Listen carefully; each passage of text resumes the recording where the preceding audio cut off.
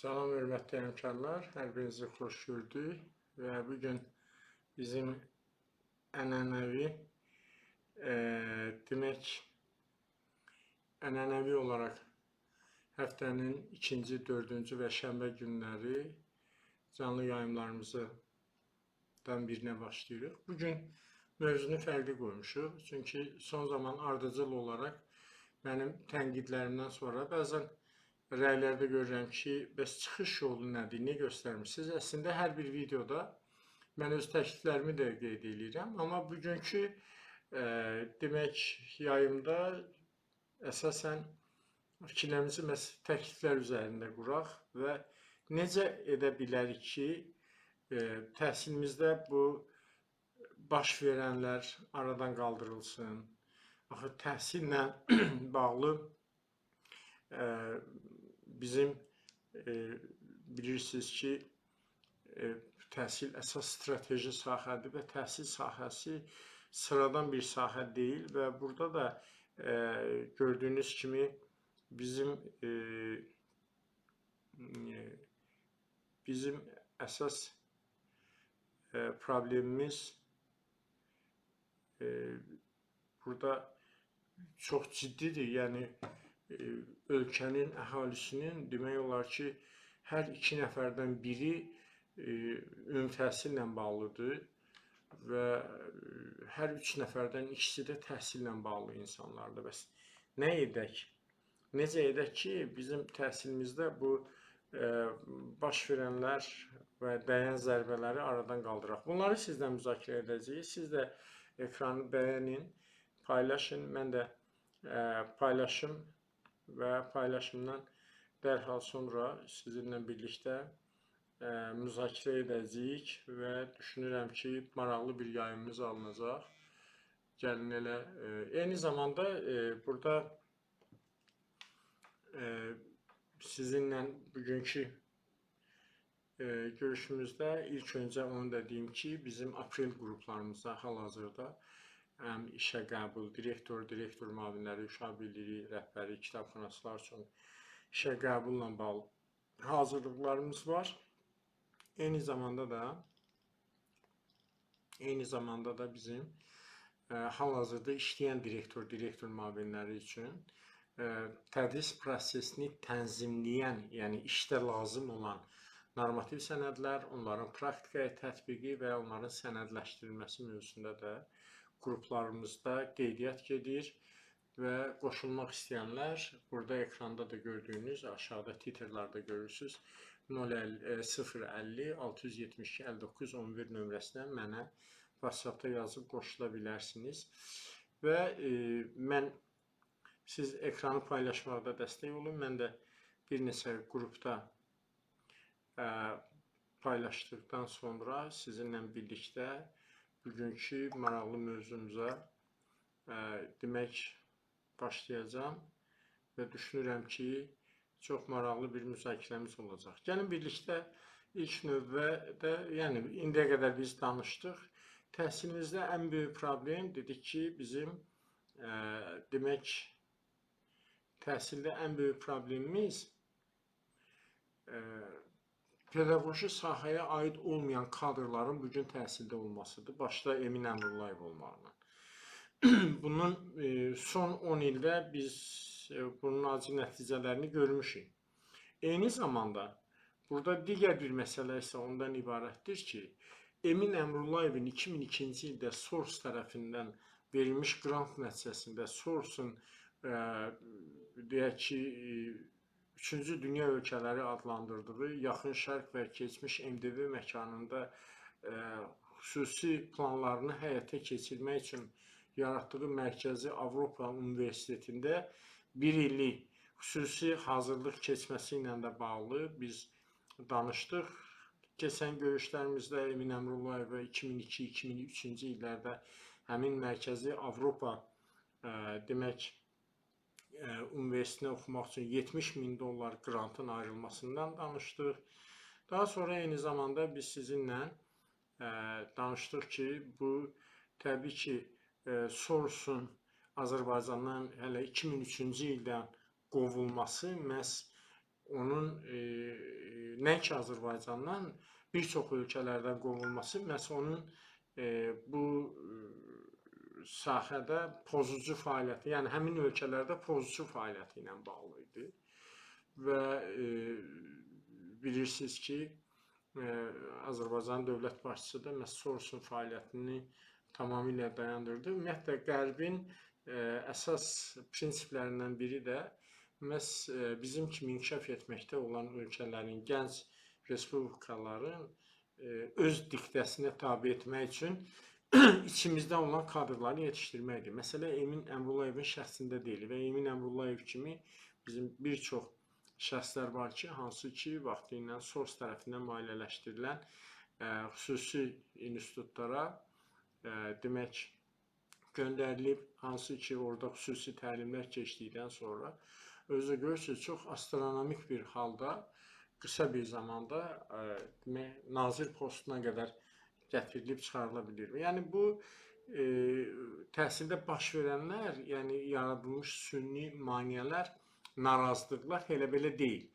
Ona görə ilk növbədə təhsil sahəsində mənə də hatta mətbuatdan da suallar verirlər və mən də bəs necə olacaq, necə düzəlsin, nə etməli ki düzəlsin? Yaxşı, biz görürük ki, təhsildə nələrsə düz deyil. Bugün Sabiq Təhsil Naziri Misir Mərdanovun da bir fikrini İlham müəllim paylaşmışdı ki, demək, düz yolda deyilik və bu biabırçılığa son qoymaq lazımdır. Təbii, başa düşürük, biz düz yolda deyilik, amma bu, yəni təhsil sahəsindən söhbət gedir. Amma gəlin açıq danışaq ki, buna son qoymağınsa yeganə yolu birinci növbədə başlayır, təbii ki, kadr məsələsində. Bilirsiniz ki, son illərdə təhsil sahəsində islahatlardan biri də təhsil sistemində regional təhsil mərkəzlərinin yaradılmasıdır ki, təhsil idarələrinin yaradılmasıdır ki, bu da hər birimizdə böyük ümid yaratdı. Təqribən yadınıza salın, 5 il, 6 il, 7 il bundan öncə rayon təhsil şöbələrinə, rayon icra hakimiyyətlərinin müdaxiləsi və təhsil prosesində, xüsusilə də kadr məsələsində. Çünki nədənsə hamı təhsilin idarə edilməsini təhsil kadr məsələsində görür. Məsələ Emin Əmrullayev də məhz dövründə də elə 2015-ci ildən belə kadr məsələlərinə baxıb. Yəni, baxmayaraq ki, insan resursları şöbəsində olmuyor. Müəllimlərin işə qəbuludur, layihələrdir, digər məsələlər. Məsələn, Emin Əmrullayev də olub. Məhz Emin Əmrullayevin təhsil institutunda direktor olduğu dövrdə bizim təhsil sahəsində yeganə elmi tədqiqat demək müəssisəmiz olan Təhsil İnstitutu, əvvəl Təhsil Problemləri İnstitutu idi, hansı ki, nəticə etibarilə sonda demək, sonda çox heyif ki, demək, bir kursa çevrildi, bir əlavə təhsil mərkəzinə çevrildi. Bunu da gördük biz. Və bugün baş verənləri də görürük. İl boyu aparılan imtahanlar, nəticəsi olmayan, yəni müəllimlər üçün, təhsil sistemi üçün nəticəsi olmayan, demək, təlimlər, bir də ki, təhsilin artıq layihə xarakteri daşıması, bunu da gördük və nəticə etibari ilə bu proseslərin bu şəkildə davam etməsi ürək ağrıdıcıdır, bunu da başa düşürük. Necə edək ki, vəziyyətdən çıxa bilək? Birinci növbədə təbii ki, bu təhsildə təhsil sistemini dağıdan bu zihniyyətin buradan uzaqlaşdırılması şərtdir. Mən buna inanıram ki, cənab prezident tezliklə bu barədə sərəncam imzalayacaq. Çünki Azərbaycan vətəndaşının vergisi hesabına formalaşan və təbii ki, cənab prezidentin iradəsi ilə ki, təhsil sahəsində olan qayğısıdır ki, bugün təhsil sahəsində büdcə, təhsilə ayrılmış vəsait büdcədə 3-cü yerdə durur. 5 milyard manat vəsaiti Emin Əmrullayev feministlər və LGBT-ni müdafiə edən, təmsil edən qeyri-hökumət təşkilatlarına, həmin qeyri-hökumət təşkilatları ki, bunlar elə demək bir neçə illər bundan öncə məhz elə xaricdən, yəni Source və digər qurumlar USAID tərəfindən maliyyələşdirilirdi və həmin demək xaricdən qeyri-hökumət təşkilatlarının maliyyələşdirilməsinin üzr istəyirəm, qarşısı alındıqdan sonra artıq bir çoxları belə deyək, maliyyə cəhətdən çətinliyə durmuşdu. Artıq görün bu şəbəkə nə qədər strateji uzaq belə fikirləşir ki, Azərbaycan Respublikası qanunvericiliyə uyğun olaraq qeyri-hökumət təşkilatlarının xaricdən maliyyələşdirilməsinin qarşısını aldıqdan sonra həmin fondlar öz yetişdirdikləri insanların xətti ilə və Azərbaycanın öz dövlət büdcəsi hesabına maliyyələşən deyək ki, büdcə strukturlarının hesabından həmin LGBT və feministlər və digər qrupların hansı ki təmsilçiləri dedik ki, vaxtilə xaricdən maliyyələşirdi, onları maliyyələşdirməyə başladılar. Və düşünürəm ki, təkcə məsələ bununla deyil. Bu, eyni zamanda bunların pozucu fəaliyyətinin əsas istiqaməti də fikir versəniz, ölkə müəllimləri il boyu, hətta şənbə, bazar günləri, yadınıza gəlirsə bir ara axşamlar da təlimlərə cəlb olunurdu və bu təlimlərin nəticəsi nə oldu? Yaxşı təlim keçdik və bu təlimlərə təbii ki, çox böyük miqdarda pul ayrılır. Bilirsiniz ki, bu təlimlərin başında Elnur Əliyev durur, Emin Əmrullayevin şəriki, həm də xaç atası, mən bunu həmişə deyirəm, deyəcəm də və maliyyə, orada da ayrı-ayrı şöbələr var da, yəni layihələrə deyək ki, başqa birisi baxırdı, indi uzaqlaşdı orada və dəhşətə gəlirdi ki, bu layihələrdə bunlar nə edirlər? İndi 9-cu qrant layihəsi gəlir. Təsəvvür edin, bir layihənin büdcəsi minimum milyon manatdır. İndi təsəvvür edin, 9-cu qrant layihəsinin büdcəsi 1 milyon 900 min manatdır. Və bu məsələnin bir tərəfi. İkinci bir tərəf ondan ibarətdir ki, bu təlimlər satılır. Yəni konkret olaraq satılır. Təsəvvür edin, bu saysız hesabsız, istər məktəbə qədər, istər ümumi təhsil, istər digər sahalarda, ən çox da məktəbə qədər və ümumi təhsildədir, daha çox ümumi təhsildədir. Ki, bir belə təlimlərin 40%-i öncədən alınır, nağd şəkildə və sonra da, amma öz şəbəkəsindən olanlara xüsusi endirimlər var onlar üçün. Ki, təlimi keçirlər. Təsəvvür edin, təlimi kimlər keçir? Bax, siz müəllimlər bu videoya baxacaq yoldaşlar. Siz çox yaxşı bilirsiniz ki, o təlimləri keçənlər kimlərdir? Ekranı bəyənin və paylaşın. Fikirlərinizi dəqiq bölməsində yazın, xahiş edirəm.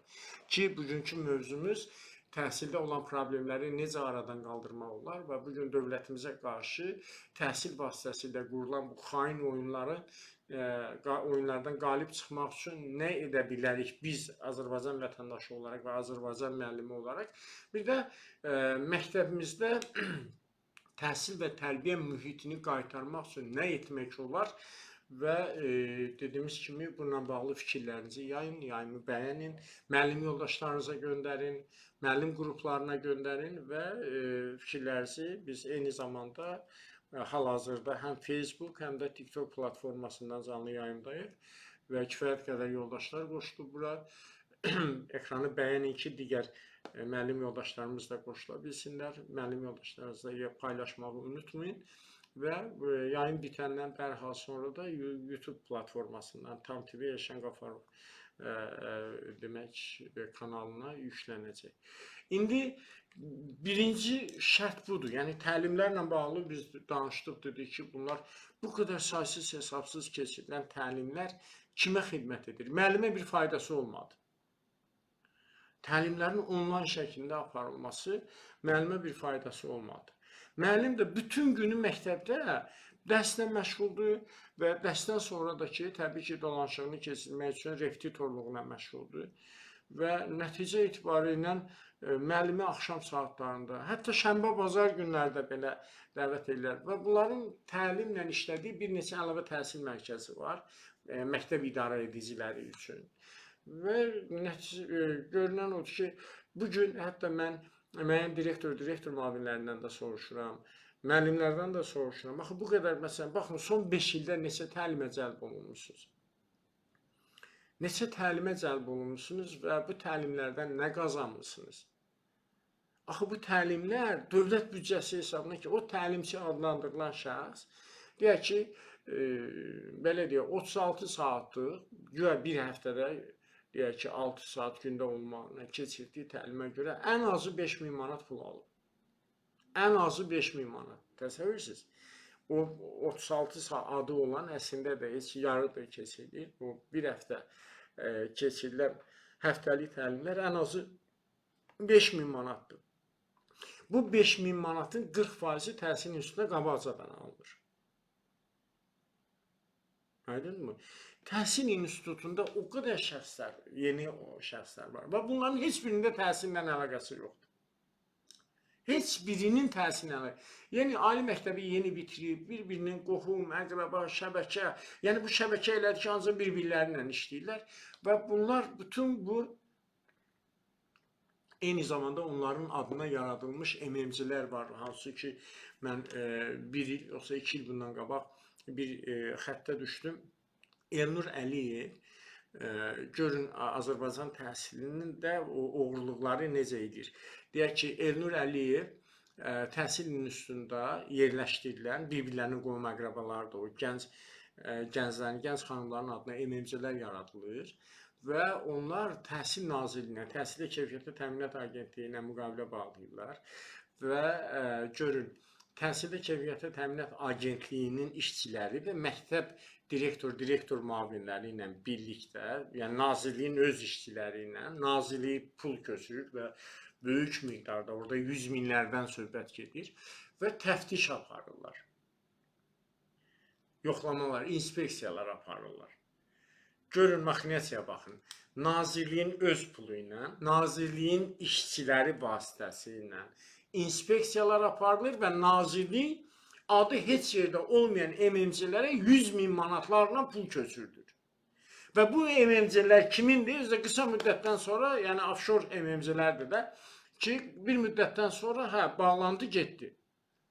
Fikir verirsinizmi? Kimdir bunlar? Hamı Elnur Əliyevə bağlı olanlardır və təbii ki, Emin Əmrullayevlə şərikdir. Yəni, şərik işləyirlər bunlar və eyni zamanda orada bir neçə şöbə müdürü var, hansı ki, bu təlimlər, bu layihələr və s. bunlarla bağlı. İndi, məsələn, tutan biri də Nəzkət Mehdiyevadır, hansı ki, bu maxinasiyanın tam mərkəzində duran adamdır və bu təlimlərlə bağlı bu pul silmələr, bu orduqlar bir də Nəzkət Mehdiyevanın əliyinə gedir. Bununla da işimiz yox. Və nəticə gəlib nəyə çıxır? Yəni, orada mənim hətta yadımdadır, Təhsil İnstitutunun əvvəlki direktor vardı, indi universitetlərin birində rektordur. Hətta o belə Nəzkət Mehdiyevə bata bilmirdi. Çünki Nəzkət Mehdiyevə birbaşa nazirlə Elnur Əliyevlə işləyir və o pullar, o 40%lər orada yığılır.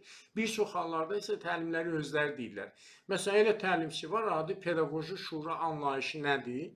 Onu bilmirlər və mənim yadıma gəlir, belə bir hal olmuşdu, bunu da deyim, sonra maraq üçün. Demək, təlimçi deyir ki, məktəbdə deyək ki, 100 pedaqoji şuranın işçisi var, ondan 3 nəfər olsa pedaqoji şura keçirilə bilər. Və məktəb direktorları, müavinlər də deyirlər ki, belə şey anlayış ola bilməzlər. Və təlim gedə-gedə orada mənə zəng edirlər. Təlim gedə-gedə zəng edirlər və məlum olur ki, təlimi keçirdən adam elə bu, yəni həmin o qrupaya yaxın adamdır. Adamın o qədər anlayışı yoxdur. Pedaqoji şura nədir və o 3 nəfər, pedaqoji şuranın əsasnamasında 3 nəfər nədir və məktəb direktoru idi vaxtı ilə və buraxdığı kobud səhvlərə görə işdən çıxarılmışdı.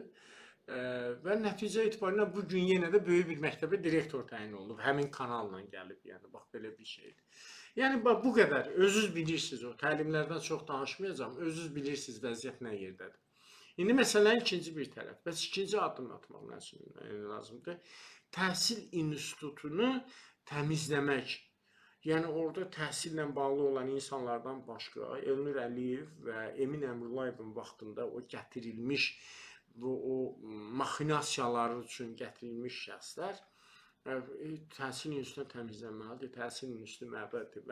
Mənim bir məqaləm vardı, Təhsil İnstitutu yarandığı vaxtdan indiyə qədər görün kimlər onlara rəhbərliyib. Mehdi Mehdizadə, Mirzə Məmmədov, sonra Zahid e, Zahid Qaralov, sonra ən axırda Abdullah Mehrabov ki, görün kimlər təhsilin üstünə rəhbərlik edir və bu gün təhsilin üstünə kim rəhbərlik edir? Yəni bu təhsilin üstü bir məbəddir.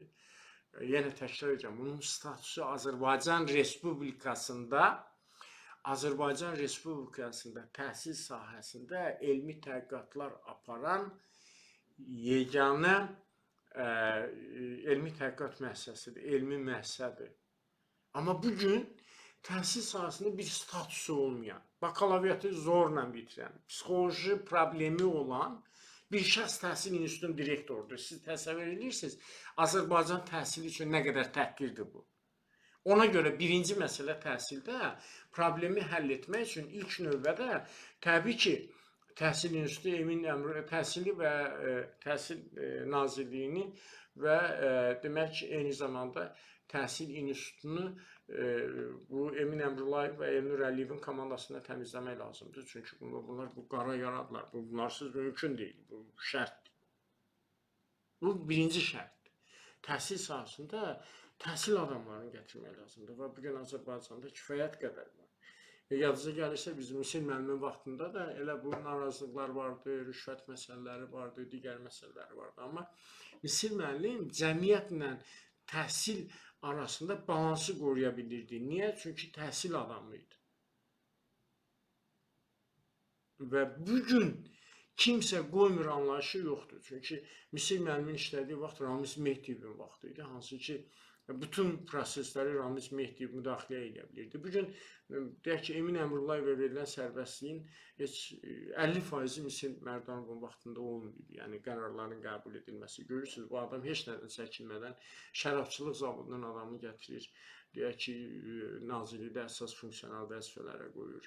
Çay fabrikini gətirir, Nəbsokar gətirir. Təlim Texnologiyalı Mərkəzinin rəis müavini təyin edir, təsəvvür edirsiniz. Daha sonra təsəvvür Bakı limanını gətirib ümumtəhsil siyasətinin şöbəsi müdiri qoyur. Bakı limanının inzibati işçi ümumtəhsil siyasətinin şöbəsi bilirsiniz nə deməkdir? Bu, yəni ümumtəhsil üzrə hər şeydə kurikulumları, standartları, bunları təhsilin üstünə bir yerdə hazırlayan. Bugün dərsliklərin də vəziyyətini görürsünüz. Bunu da bazara çeviriblər. Bilirsiniz ki, orada dərsliklərə görə, dərslik və metodiki vəsaitə görə orada harasa 20 minin üzərində qonorar verirlər. Və bunu da bazara göndəriblər. Və Azərbaycan təhsilində, baxın, demək, ikinci bir hadisə isə bu layihələrdir. Bu layihələr harada effektivdir və hansı layihə Azərbaycan təhsilinə hansı effekti verir? Baxın, STEM layihəsi. Yadınıza gəlirsə, bizim bir səhiyyə nazirimiz vardı. Vaxtilə diaqnostika mərkəzinin rəhbəri olmuşdu. Oqtay Şirəliyev idi, səhv eləmirəmsə. İndi dünyasını dəyişib. Və o nazir gəldikdən sonra hər yerdə diaqnostika mərkəzləri tikməyə başladı. Və ölkənin çox böyük vəsaitləri o diaqnostika mərkəzlərində xərclənərək ən aparıcı aparatlar gətirildi. Hansı ki, o aparatlar illərlə işlədilmədi və onlar mənəvi cəhətdən köhnəldi.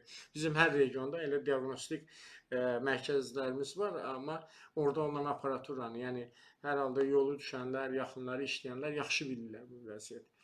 Və nəticə nə idi? O bütün səhiyyəyə diaqnostik mərkəz gözü ilə baxırdı. Çünki illərlə diaqnostik mərkəzin rəhbəri olmuşdu. Bugün layihələr üzrə yetişdirilən və özü də bir layihənin, çox təəssüf olsun ki, üzr istəyirəm, Azərbaycan dövlətinə qarşı xəyanətlə doğrulu bir layihənin yetişdirməsi olan Emin Əmrullayevin nazir olduğu dövrdə hər şey layihələrdir. O cümlədən STEM layihəsi. Bəli, bugün dünya təhsilində rəqəmsal bacarıqlar təhsildə əsas şərtdir. Yaxşı, biz rəqəmsal bacarıqların aşılaması üçün nə edirik? Nə edirik? Baxın, hansı məktəb direktoru biraz bacarıqlıdır, regional təhsil idarəsinin qapısını tez-tez döyür, ona 5-10 kompüter verilib.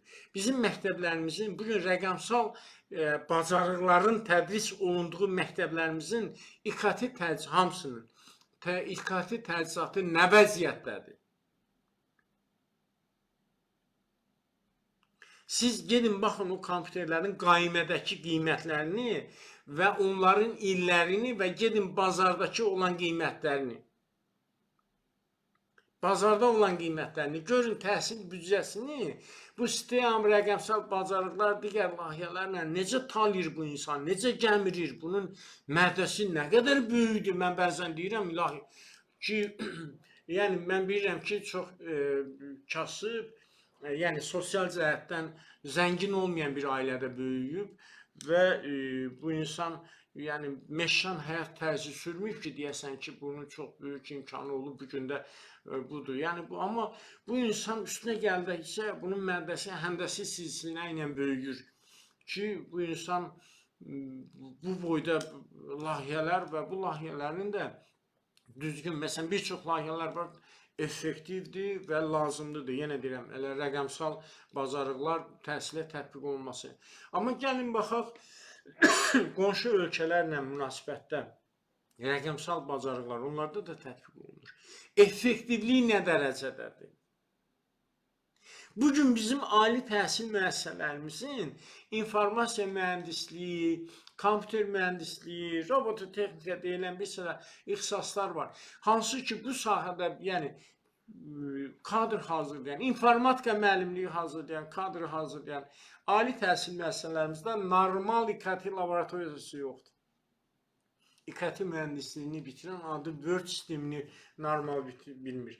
Kimlər ki, özləri öz əlavə olaraq tələbə olduğu vaxtda da deyək ki, IT mütəxəssislərinin yanına, digər kurslara üst tutublar, işi öyrəniblər, onlar işləyirlər. Nəzərə alsaq ki, son 5, hələ 10 il demirəm, son 5 ildə bizim ali təhsil müəssisələrimizdə informasiya mühəndisliyi, kompüter mühəndisliyi, informatika müəllimliyini bitirən nə qədər kadrlarımız var və onların İKT bacarıqları nə səviyyədədir? Tək ümumi təhsil deyil ki. Təsəvvürsünüz. Və təhsil sahəsində hüquqi normativ baza yoxdur. Yox səviyyəsindədir. Mikayıl Cabbarovun dövründə 2014-15-ci ildə az çox işlək olan, qəbul edilən hüquqi normativ sənədlər Emin Əmrullayev tərəfindən elə dağıdıldı. Məsələn, tutaq ki, bir nümunə deyim. Etik davranış qaydaları demək Təhsil Nazirliyinin 6 noyabr 2014-cü il tarixli kollegiya iclasında qəbul edilmişdi. Və 15 may 2024-cü ildə yeni etik davranış qaydaları qəbul edildi. Görün bu insanlar nə qədər anlaqsız insandır. Mənə bəzən deyirlər ki, yaşamam, niyə kobud danışırsınız filan. Mən başqa cür necə danışım? Baxın etik davranış qaydalarına. Orada deyilir ki, məsələn, əvvəlki qaydada belə idi ki, məktəb direktorunun və yaxud da ki, təhsil müəssisəsinin rəhbərinin şifahi və yazılı sərəncamlarını, göstərişlərini təhsil verən yerinə yetirməlidir. Əgər təhsil verən düşünürsə ki, bunlar qanuna ziddir, ya o təhsil müəssisəsinin rəhbərinə, ya da ki, demək, üst quruma, yəni idarə etmə qurumuna yazılı şəkildə bildirir ki, bu rəhbərin verdiyi bu əmr qanuna uyğun olmadığına görə mən bunu yəni yerinə yetirməyəcəm. Aydındır mı? Və bu zaman ona məlumat verilirsə ki, qanuna uyğundur, onu da yerinə yetirməlidir. İndiki etik davranış qaydalarına diqqət edin. Deyir ki, burada da deyir ki, təhsil müəssisəsinin rəhbərinin sərəncamını, demək, təhsil verən yerinə yetirməlidir. Əgər düşünürsə, cümləyə xahiş edirəm, diqqətlə dinləyin və bəyənin və paylaşın. Qorxmayın, Emin Əmrullayev gəlib evdən aparmayacaq sizi, sizin dərslərinizi də azaltmayacaqlar. Dərslərinizi də azaltmayacaqlar, qorxmayın. Bəyənin və paylaşın. Sizin paylaşmayınız, bəyənməyiniz, fikirlərinizi rəy bölməsində yazmağınız eyni zamanda digər müəllimləri gətirib. Yəni, bəziləri bilirəm, bu yayımlardan sonra axşamlar yata bilmirlər. Fikirləşirlər ki, kimsə gəlib onları evdən aparacaq.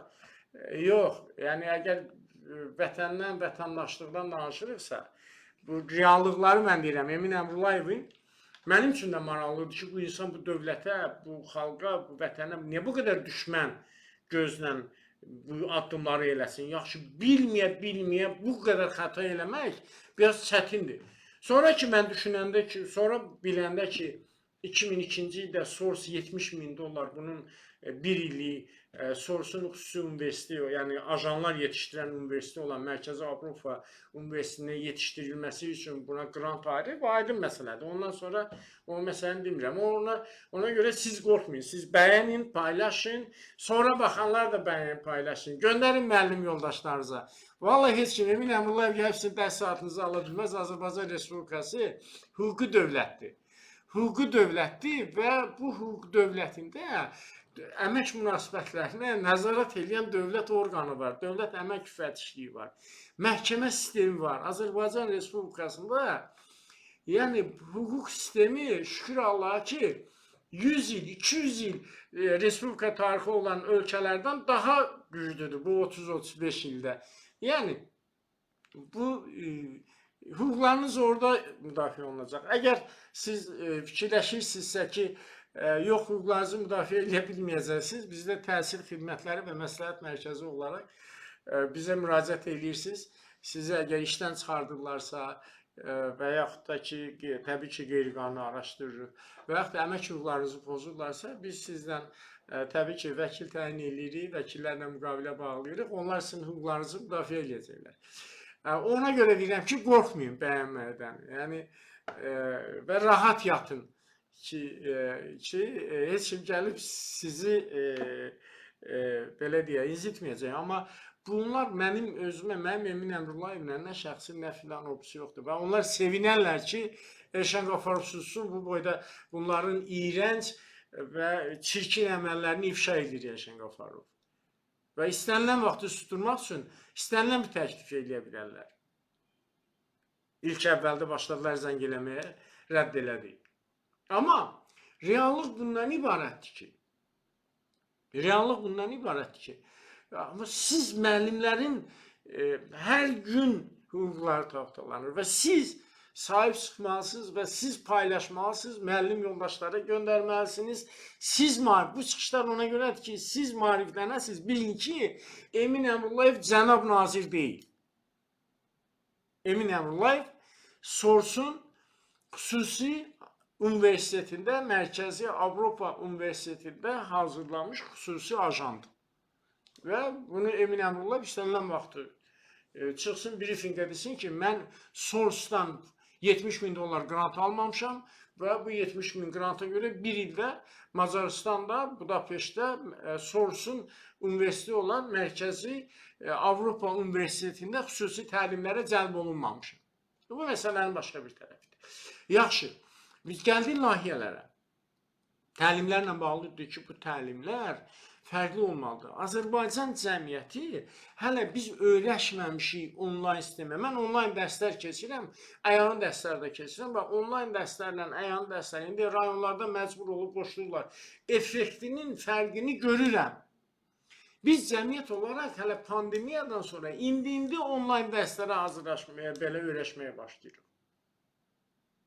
O ki, qaldı onlayn təlim, deyək ki, mən dərslər keçirəm də, bir dərsi keçirəm, bir dərs müzakirəsi, bir dərs testləri və s. Hələ də onlayn olaraq lazım olan nəticəmin 40-50%-ni ala bilmirəm. Bu 36 saat dərsi cəmi 3 günə onu yerləşdirən, əslində orada heç gündə 2-3 saat keçmirlər. Və bu təlimlə bir sertifikat verməklə və dövlətin bu qədər büdcəsini Emin Əmrullayev və onun dəstəsi bu qədər ki dağıdır, hansı nəticəsi olacaq? Olmayacaq. Layihələr məsələsinə gələk. Layihələr məsələsi dayandırmalıdır və bəli onu deyirəm ki, o layihələr ki, təhsilə xidmət etmir, ayrı-ayrı şəxslərə xidmət edir. Bu layihələrin qarşısı alınmalıdır. Siz təsəvvür edirsiniz, bizim müəllimlərimizin 150 min müəllimin içərisində kifayət qədər innovativ müəllimlərimiz var. Ən ucqar kəndlərdən tutmuş, deyək ki, şəhər məktəblərinə qədər. Doğrudan da minimum dəstək olarsa nələr etmək istəyirlər, bu layihələr həyata keçirmək istəyirlər. Amma reallıq nədən ibarətdir? Layihə fırıldaqları nədir? Ona görə deyirəm, layihələr dayandırılmalıdır. Ya da ki, bu layihələrlə bağlı ümumiyyətlə ayrılıb verilməlidir ki, təhsil büdcəsindən bu qədər layihələri verək qeyri-hökumət təşkilatına, ya hansısa bir quruma. Çünki təhsil institutu elmi tədqiqat işi ilə məşğul olmalıdır. Bu kursdan başqa bir şey deyil. Bunun işi ancaq təlimlər keçmək, layihələr həyata keçirmək. Bir də dediyimiz kimi bir də imtahanlar prosesi. Yəni bu təhsil institutunda hamı niyə mərkəzləşir? Çünki təhsil institutunun direktoru Emin Əmrullayevin şərikidir. Onlar kursdan bir yerdədirlər və Emin Əmrullayev özünü ona mənəvi cəhətdən borclu sayır. Çünki vaxtı ilə birgə işlədiyi kursda elədikləri uğurluğa görə o kursdakı proqrammışlar mənimsəmişdilər. Elnur Əliyev üzərinə götürmüşdü və o cinayət işinə görə mən bunu keçən görüşlərimizdə demişəm. Orada ki, onun o fiziki və psixoloji problemi olduğuna görə ki, fikirləşirlər ki, bunu tutmazlar. Elnur Əliyevdən söhbət gedir və o müəyyən vaxt olandan sonra dəymiş zərəri ödəyiblər və Emin Əmrullayev oradan durub, sağ çıxıb da belə deyək, təmiz çıxıb. Sonra da o cinayət işini tamamilə təmizlədilər və orada heç nə yoxdur. İndi məsələnin başqa bir tərəfi nədir? Bu layihələrlə bağlı. Necə ola bilir ki, müəllim çalışır, vuruşur, gedir layihə yazan və yaxud da layihə təlimi keçən müəllimlərin təliminə ödənişli qoşulur, layihə yazmayı öyrənir, çox gözəl bir ideyanı layihəyə çevirir və orada 3000, 4000, 5000, 7000, 8000 manat kim bir layihə yazır. Bu layihənin də bilirsiniz ki, 30%-i hardasa layihəni yazana əmək haqqıdır, heç o qədər də çıxmır. Layihə belə 2 qəpiyinə qədər hesabat verəsən, orada da bilirsiniz ki, o 20% vergi məsələsi var və s. Yəni, o layihəni həyata keçirdən adam əgər doğru düzgün həyata keçirsə, orada heç nə, sadəcə bir zəhmət qalır, bir də mənəvi bir rahatlıq qalır da, düzdürmü? İndi gəlin açıq danışaq. Bu maraqlı bir məsələ var. Burada ki, layihəni yazır, deyirlər ki, layihə qalib gəlməyib. Layihə qalib gəlməyib, amma bir ildən sonra cüzi dəyişiklik eləməklə başqa bir adamın adına o layihəyə bəlkə 10 min, 15 min, ən azı 7-8 min pul ayrılır. Bu necə olur? Verilən bu qədər layihələr ki verilir, minlərlə layihə verilir də, bildiyim qədər hər il bir 4 min, 5 mindən yuxarı layihə verilir, ən azı. Yəni, tam rəqəmi bilmirəm. Mənim bildiyimə görə 5 min üzərindədir. Bu layihələrin qeydiyyatı hardadır? Müəlliflik hüququ harda qorunur? Mən nə bilim, mənim bu il verdiyim layihəni sabah, bugün mənə yox deyirsən, sabahki başqa birisinin adına necə yazacaqsan? Dəfələrlə yoldaşlar olub bunu bilirlər. Və yaxud da qalib gələn layihə var. Yazırlar ki, siz qalib gəlmişsiniz, amma biz ödəniş ayıra bilməyəcəyik buna. Onlarla bizim müəllim yoldaşlarımız mənə bunu deyiblər. İndi çox maraqlıdır. Necə ola bilir ki, layihə qalib gəlib, sən ona ödəniş ödəyə bilmirsən. Mənim özümə neçə dəfə elə özləri təklif elədi. Gəl bir məktəb tap, sənə layihə, o məktəbin adına layihə yazaq, bir 50 minə qədər və bir də müəllim tap, bir 10 minə qədər, 15 minə qədər güya satın almaq istəyirlər. Deyirəm, bu necə olur? Deyir, hə, sən iş olmasın, biz onsuz da yoxlayan da bizik də. Bir məktəb tap, o məktəbin adından layihə verir və mən bilirəm ki, müəyyən yoldaşlara bu kimi layihələr verilib. Hansısa məktəbin adına yazılıb, konkret də faktlarım var ki, hansısa məktəbin adına yazılıb, adama da deyiblər ki, o layihəni, məktəbə də deyiblər ki, o filan kəsin layihədir, səsfi çıxartma. Məktəb direktoru da fikirləşir ki, mənim adım olsun ki, filan layihəni udmuşam. Nə məktəb direktorunun nə layihəni, heç kimin xəbəri yoxdur, pulu elə də köçürdülər. Kağız üzərində bu işləri gördülər, filan elədilər, gəldilər 3-4 dənə şəkil çəkdilər, qoydular ona. Yəni, layihə ilə alver eləyirlər bunlar. Və bu layihəyə ayrılmış vəsaitlər, nə az, nə çox deyirəm, 1 milyonun üzərində olur. Məsələn, bu ilkin dəqiqi 1 milyon 900 mindir. Milyon yarım, milyon 600 min, milyon 700 min, siz təsəvvür edirsinizmi nə deməkdir?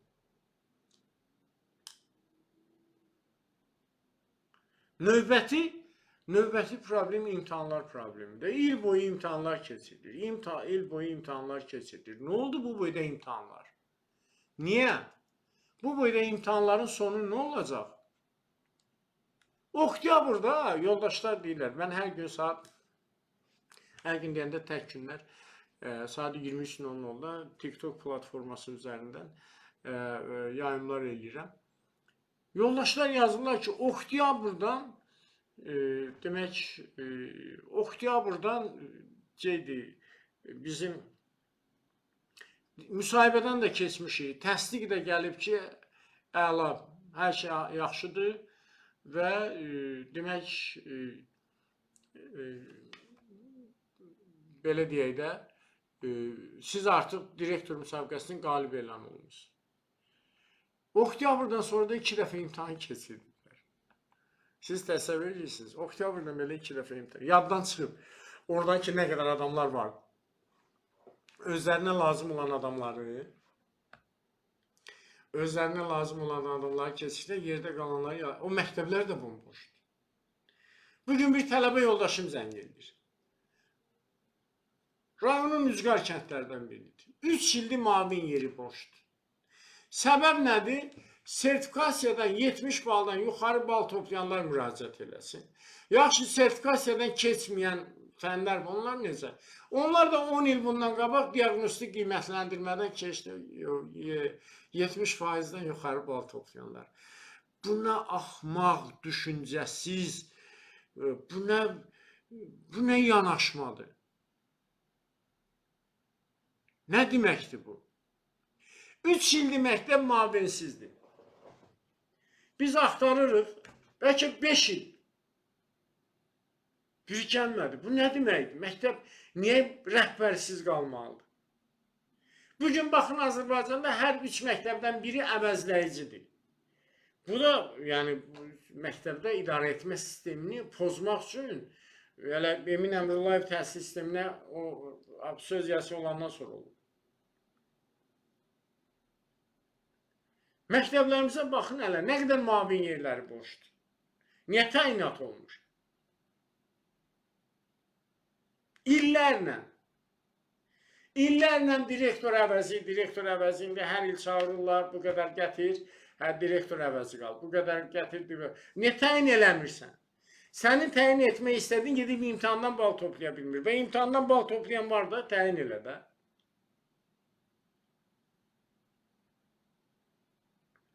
Və bütün bunlardan sonra Emin Əmrullayevə mən cənab sözünü necə deyim?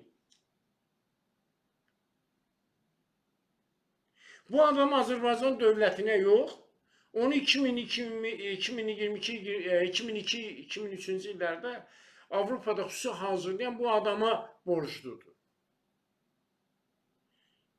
Ona xidmət edir. Azərbaycan dövlətinə xidmət eləmir bu adam. Bugün Korrupsiyaya qarşı mübarizə idarəsi, təhlükəsizlik xidmətləri, prokurorluğun digər strukturları, Maliyyə Nazirliyi, Hesablama Palatası. Bugün Təhsil Nazirliyinə girsələr, siz bilirsiniz nələr baş verər orada.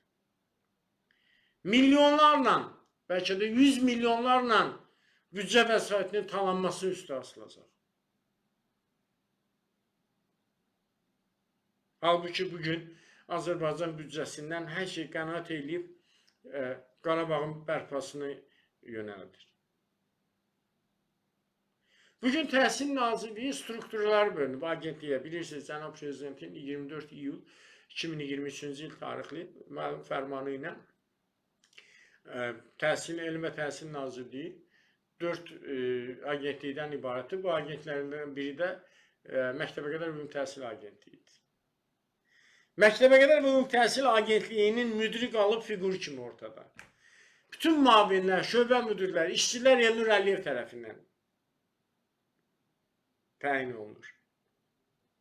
İndi o da qorxusundan səsini çıxarda bilmir. Çünki demək, orada əsas məsələ bu Elnur Əliyev sıradan bir adam deyil. Bunun Emin Əmrullayevi idarə edən şəxsdir.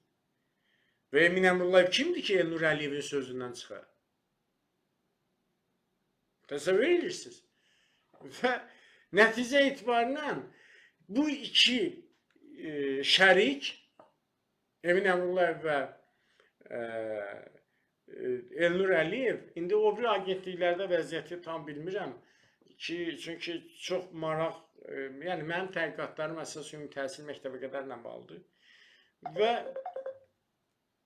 burada maraqlı olan odur ki, çox belə necə deyim, məktəbə qədər və ümumi təhsil üzrə dövlət agentliyinin işi iflic vəziyyətinə qalır. Bu reallıqdır. Bugün Eşqi Bağırovun funksional olaraq bütün vəzifələri Elnur Əliyev tərəfindən təyin olunmuş müavinlər və şöbə müdürləri və digər işçilər tərəfindən idarə olunmuş. Ad odur ki, Eşqi Bağırov. Təsəvvür eləyin, bunlar arasında da bu mübarizəni bir qısa təzahürün verir.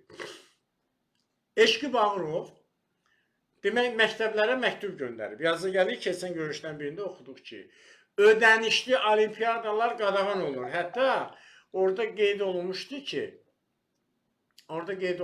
ki, güya müəllimlər zorla uşaqları məcbur eləyirlər ki, siz gedin kenquruya qoşulun, hippoya qoşulun, sasmoya qoşulun, asmoya qoşulun. Belə acayip adlardır ki, müəllimlər tərəfindən məcbur edilməsi ilə bağlı məlumatlar daxil olunur.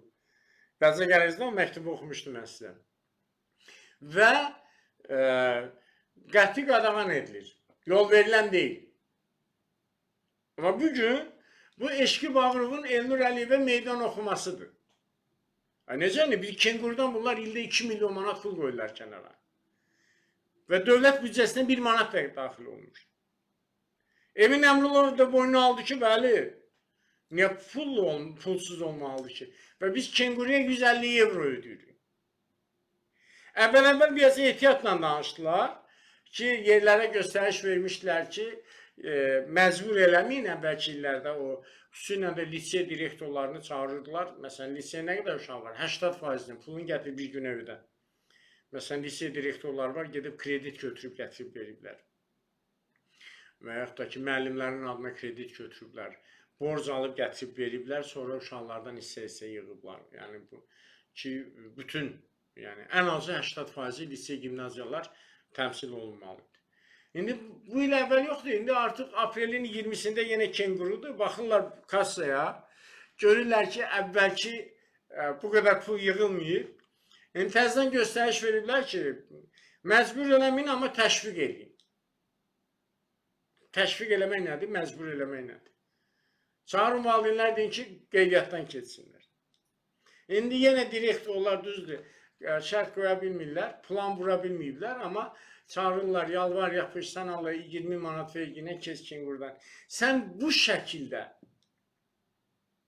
Emin Əmrullayev, vicdandan danışan, sən bu şəkildə məktəb direktorunun nüfuzunu necə qoruyacaqsın?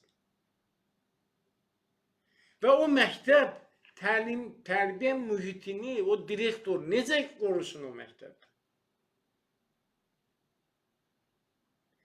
Digər bir problemi tərəfsə, müəllim işləməyən şəxslərin eyni zamanda rayon, belə deyir, regional təhsil işçilərinə dövlət qulluğudur deyə məsləhətçi təyin olunması. Görün, bunlar nə qədər xəyanətkar mövqe tutublar. İndi onlar da bizim gənclərimizdir. Adam bir gün olsun məktəb nədir, jurnal nədir, sinif nədir, təhsil nədir görmüyor. 11-ci sinifi bitirib, sonra gedib ali təhsildə oxuyub. Dövlət qulluğu da iş axtarır. Azərbaycan gəncidir, oxuyub iş axtarır. Hazırlaşıb gəlir. 20 ilin məktəb direktoruna bunu məsləhətçi təyin edirsən. O məktəb direktorunun motivasiyası nə olacaq orada? Və o motivasiyası ölmüş məktəb direktoru, məktəbdən müəllimlərin motivasiyasını, təhsil mühitini necə qoruyacaq orada? Bu xəyanət yolu deyil, bəs nədir? İnsan artistdir, gördüyün artistdir. Məsələn, mən düşünürəm ki, nazir postundan uzaqlaşdı, həbs olunmasa əgər, o komediyxana şousu var. Orada gözəl rol aparar. Resmen şovmendir adam. Adam resmen şovmendir. Deyir ki, mən təhsili gəncləşdirirəm.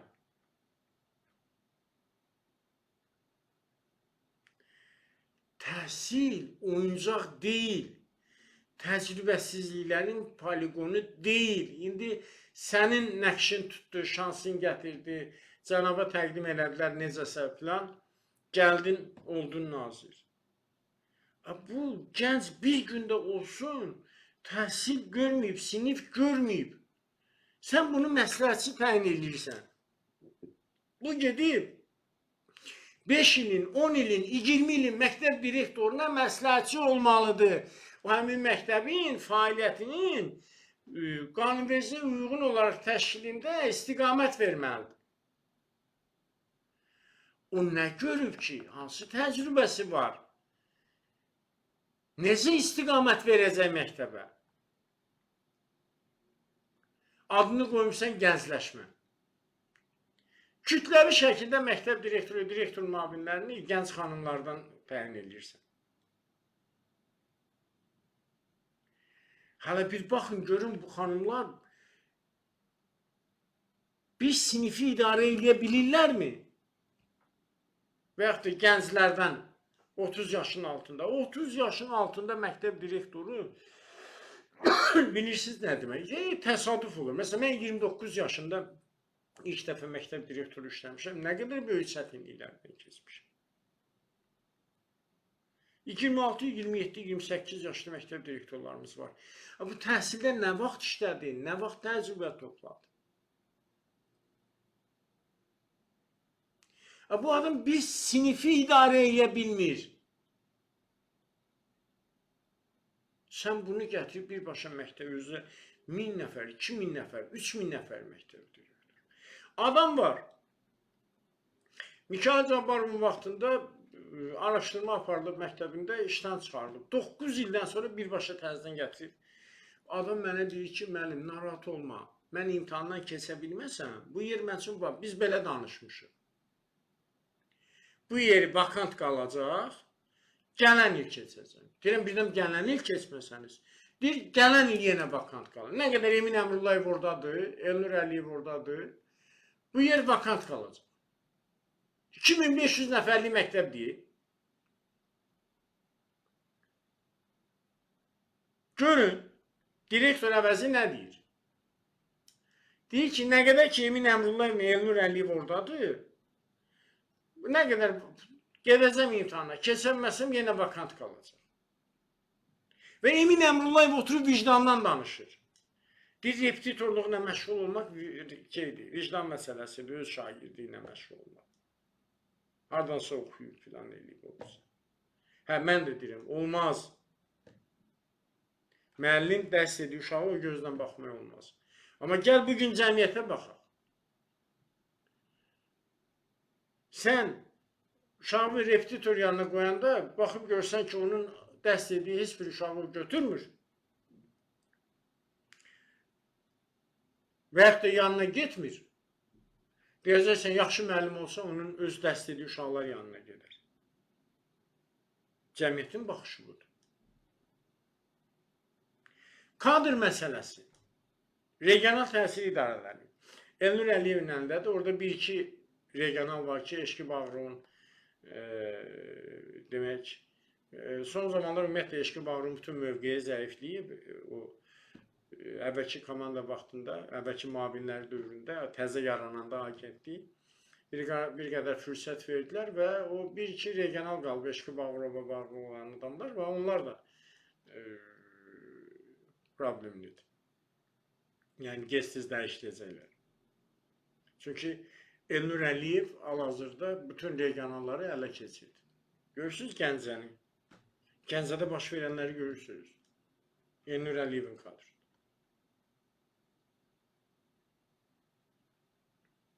Mən inanmıram burada Elçin Kərimovun hansısa xüsusi səlahiyyəti. Orada Rövşən Kərimov var. Elnur Əliyevin kadrıdır. Çünki eyni xasiyyətdə, eyni tipdə olan insanlar.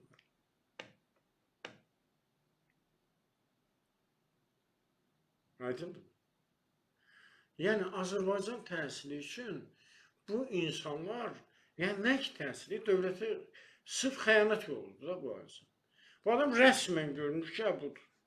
Çıxsın bir briefingdə də desin ki, təhsil ekspertləri bekar adamdır. Yalan deyirlər. Mən 2002-2003-cü ildə Source-dan qrant almamışam. Mən Source-un yaratdığı və maliyyələşdirdiyi Mərkəzi Avropa Universitetinin bir illik təhsil almamışam. Bir ilə 70 min dolar pul ödəndi bunun üçün. Siz təsəvvürsünüz nə deməkdir? Bax, məsələlər budur. Yəni, bu doğrudan ciddi, çox ciddi məsələdir. Sual yazdılar. Essenin cavabı niyə çıxmır? Esselərlə bağlı saxtakarlıq olub. Mənim eşitdiyimə görə. Müvafiq orqanlar bu məsələlərin üstünü açıblar. İndi də orada da Elnur Əliyevin siyasətində olan adamları, Emin Əmrullayevin siyasətində olan adamların essələrini yaxşılaşdırmaq adı ilə saxtakarlıq olub elan eləyə bilmirlər. Aydındırmı? O da yubadırlar. Elan eləyəcəklər, hara gedəcək?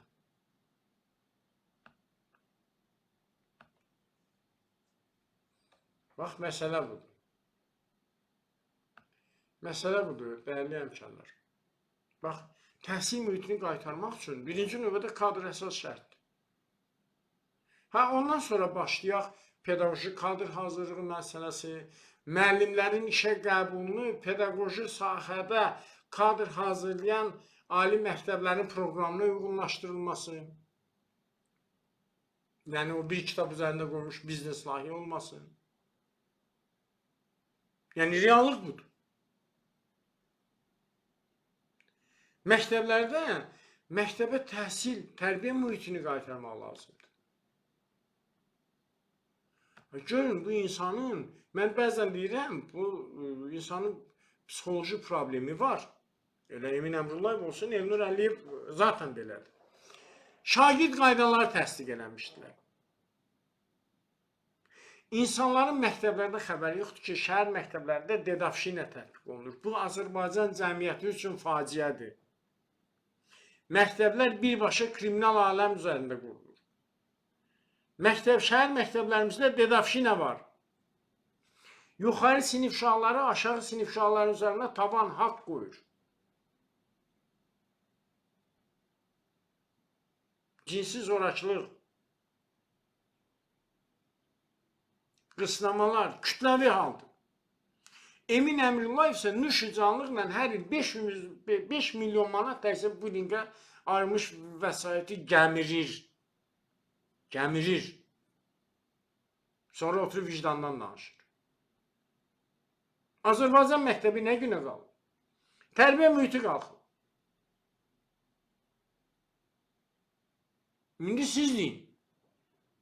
Bu tərbiyə mühitini qaytarmaq üçün. Şagird davranış qaydaları bu tərbiyə. Özünü yaxşı aparmayana qırmızı məktub. Məktəblər kriminallaşıb, sən o uşağa qırmızı məktub, qırmızı lent, qırmızı alnına bir şey yazmaya vaxtı, sən nə danışırsan? Biz pilot olaq və o şagird davranış qaydalarının hüquqi əsası yoxdur. Nazirin əmri yoxdur orada. WhatsApp üzərində, e-mail üzərində göndərilib, Təhsil İnstitutunun loqosunda yapışır. Təhsil İnstitutu şagird qaydaları hazırlayandır. Biz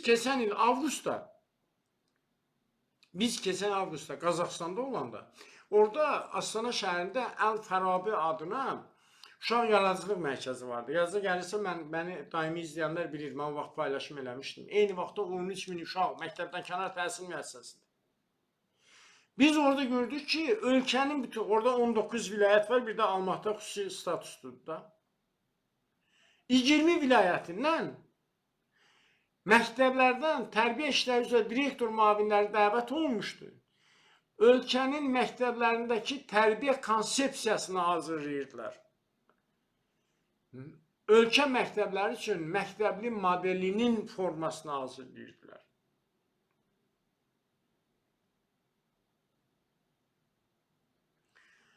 Emin Əmrullayev da Elnur Əliyev harda nə oxuyublar? Bəlkə də elə sorsun o təşkilatları, bəlkə də o LGBT bir ara yazıca gəlir, uşaq institutu, uşaq idarəsi yaradıb. O feministlərdən birində ora rəhbər qoyub. Yaxın dostlarının. Hansı ki, o həmin feminist qadın İctimai Şuranın sədri olanda biz görüşdük, vəziyyətlə bağlı danışanda. Dedi, hökumət bizə sahib çıxardı, sors bizi oxuturmayaydı. Görün, nə qədər nankör insan. Emin Əmrullayev da belə fikirləşir. Emin Əmrullayev da belə fikirləşir. Demək, bu dövlətdə, bu vətəndə yaşamaq, bunun məktəbə qədər təhsili, ümumi təhsil, ali məktəb, hətta dövlət xətti ilə Amerikaya getmək, oxumaq. Bunlar heç deyil.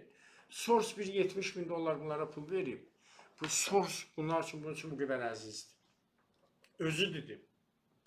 Dedi ki, hökumət bizə yiyə durardı, dövlət bizə yiyə durardı və biz Sors bizi oxuturmayaydı indi. İndi bizə Sorsçu deyirlər. Biz gedəndə Sors düşmən deyildi. Yoxsa başa düşürəm. Gələndən sonra Sorsun dediklərini nə edirsən?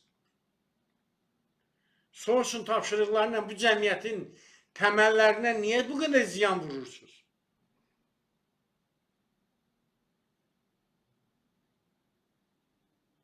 Məsələ buradadır. Tərbiyə mühitini görün, məktəblərdə tərbiyəni çiynində daşıyan təşkilatçılardır.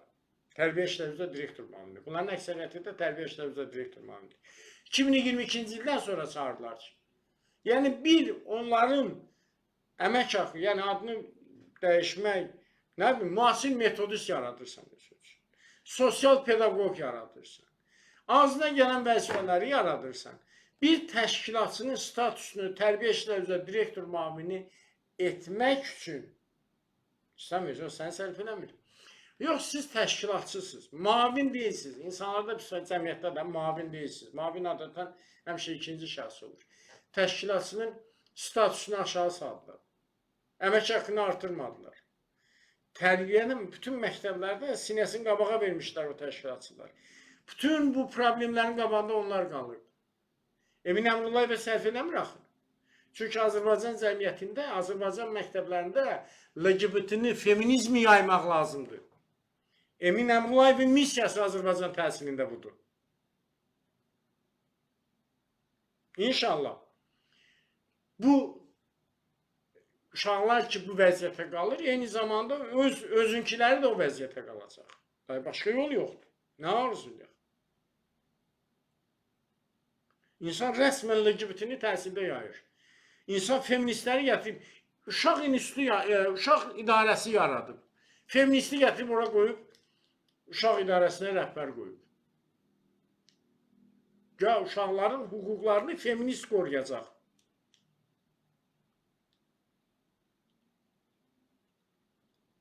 Bu insana mən necə cənab deyim? Bəzən deyir ki, təhqir deyir. Təhqir deyil axı. Xoş sözlərdir. Bu insan özünü Azərbaycan vətəndaşı, Azərbaycan naziri kimi yox, Sorsun qapısında buyruğunu bulayan kimi aparır axı. Hansı tapşırıq gələcək ona? Daha nə edəcək? Bu faktdır da. Fəvvəralar meydanında LGBT və feministlərin piketində öndə olan təşkilatçılardan biri, sonra Azərbaycan dövlətini də elə bu işə görə, sonra nə bilim başqa işlərə görə bir neçə dəfə beynəlxalq məhkəmələrə verən adamı gətirib uşaq idarəsi yaradıb bunun üçün. Bu uşaq idarəsinin işi də uşaq hüquqlarını müdafiə edəcək. Güya. Emin Əmrullayev Azərbaycanda sırf LGBT-nin əsas missioneridir. Feministlərin əsas missioneridir. Bu insan bəlkə özü də cinsi azlığı nümayəndəsidir. Deyə bilmərəm, amma Azərbaycanda cinsi azlığı əsas maliyyələşdirən və müdafiə edən, hətta özü təhsil sahəsinə inteqrasiya elətdirən əsas şəxsdir. Təhsil nazirinin əməkdaşları birdən baxırsınız. Göndərin ona, deyin, bax Qafarov deyir bunu. Yox, izah eləsin. Feministləri, LGBT-çiləri hara təhsil nazirliyə daşıyır? Hara daşıyır? Aydındır mı? Bax, məsələ buradadır.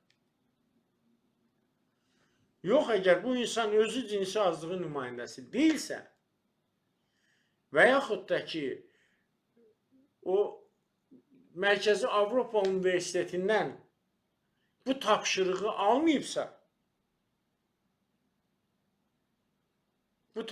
almayıbsa, onda demək,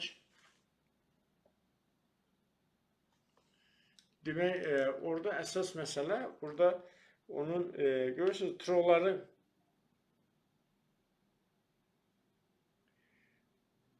trolları yerləşdirirlər o platformadan. Demək, burada əsas məsələ nədir? Biz də deyirik ki, bax, biz də bunu deyirik ki,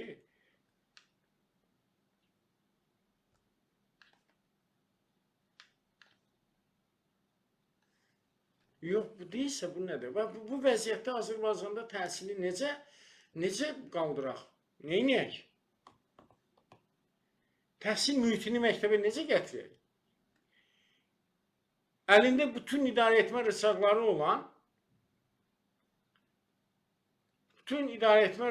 olan, Emin Əmrullayev bu dediyimiz üçüncü cinsin fəaliyyətini LGBT-ni təhsilə inteqrasiya edir. Biz də otururuq, bütün Azərbaycan müəllimi vuruşur ki, təhsil məktəblərində qismən tərbiyə mühitini bərpa edə bilir. Aydındır mı? Belə, sizinlə düşünürəm, buradan rəylərinizə də bir diqqət edeyim. Görən neçə dəfə paylaşmışıq biz. Bir qədər sonra YouTube'da Tam TV Yaşan Qafarov'da da, yəni kanalında da olacaq bu video. 1 saatdır danışırıq sizlə. Çox təəssüf paylaşanlarınızla yazdı, amma Sevinç qardaş var. 050 670 59 11 050 670 59 11 nömrəmdir. Yazarsınız, izah edərəm.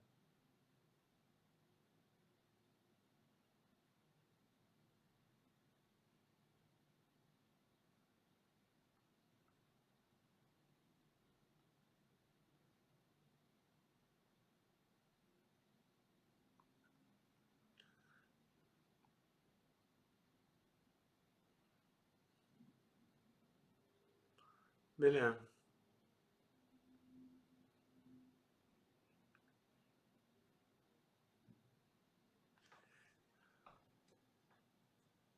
Sərxan Hüseyni yazır ki, mən qərəzli danışıram, çünki hüquqi vəziyyət, bu siyasi motivli istəyir danışaq. Xeyr, səhvdəsiz. Bugün birinci növbədə hər bir müəllim öz hüququnu müdafiə eləməyə bacarmalıdır ki, müəllimin hüququ pozulmamalıdır. Aydındır mı? Sizlərin istəyi məlum məsələdir, nədir? Mənim siyasi əqidəm də yerindədir və düşünürəm və hər kəsin də sizin də yəni öz yolunuzda təbii ki formada fikirlərinizi sizin özünüz üçündür. Mənim siyasi əqidəm bəllidir. Və sizin kimi düşünmədiyimə görə məni məcbur edə bilməzsiniz. Aydın mı? Sizin heç burada təbii ki, hüquqi dövlətdir. Məhkəmələr, təbii ki, hüququ pozulan adam məhkəməyə müraciət edirsə, elə bizim özümüzə təhsil xidmətləri və məsləhət mərkəzinin bizim onlarla şəxs müraciət edir. İndiyə qədər elə bir hal olmayıb ki, biz məhkəməyə müraciət edək, orada uduzaq. Yəni, qanun halına. Niyə? Çünki məhkəmə qanunun tərəfini, hüquq tərəfini tutur. Sizi nə qane etmirsə deyə bilmərəm, amma mən öz gördüyümü deyirəm və sizin kimi düşünməyə bilərəm və siz də mənim kimi düşünməyə bilərsiniz.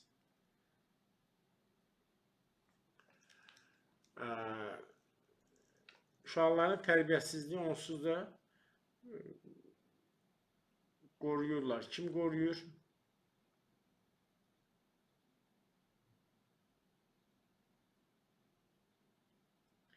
Məktəblərdə 0-25 ştatlar ləğv olunur. Nəyin ştatı? Olsa kim nə istəyir eləyir. Hər regional özü üçün ayrıca bir turan, ayrıca bir qərar verir.